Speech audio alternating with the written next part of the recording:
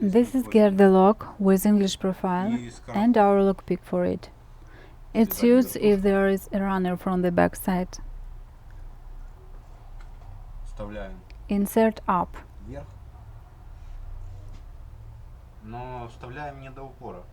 But we do not insert it all the way. Here you need to catch a little the moment.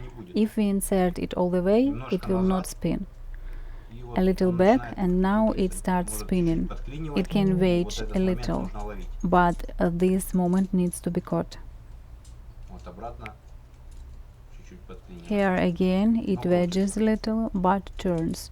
So in order not to break the lockpick, you need to seize the moment and then turn it.